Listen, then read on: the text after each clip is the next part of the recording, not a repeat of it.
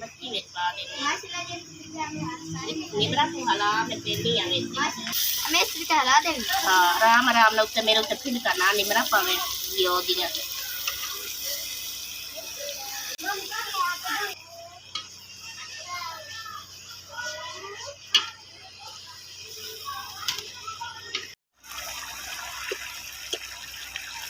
सालन हो गया साडा तैयार।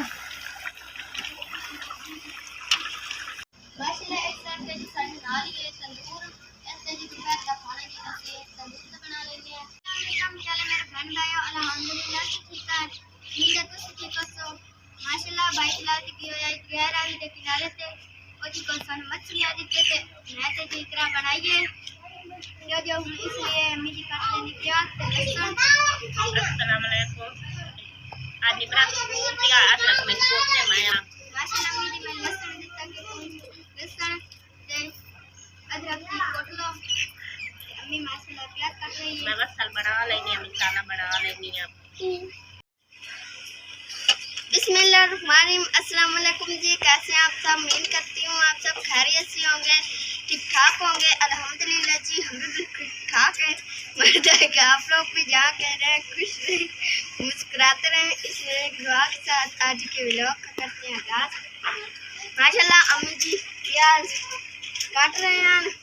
ते मिर्चा जी अम्मी जला रही है इस तरह के। हाँ माशाल्लाह जी अम्मी जी आग जला देती है ते जी प्याज ते टमाटर हाँ जी ते घिओ ते सारियां मिर्चा जी अम्मी ने विच हाँ जी माशाल्लाह मसाला जी अम्मी उत्ते रख दिता ते को जो मच्छी है ते ओ जी इनु अच्छी तरीके नाल जी तड़का ला के ते जी विच मच्छी पा दिसा मच्छी पा के ते फिर जी ये हो जाती तैयार प्याज जी अच्छी तरीके नाल जी तड़की चुकन है ते अम्मी पा रही है मिर्चा हाँ जी रतिया मिर्चा अदरक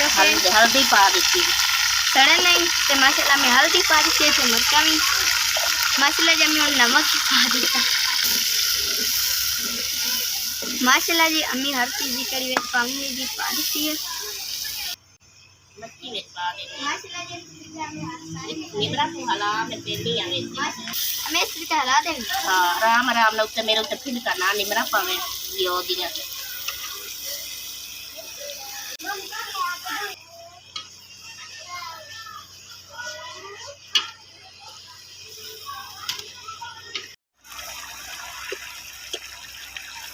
सालन हो गया साडा तैयार।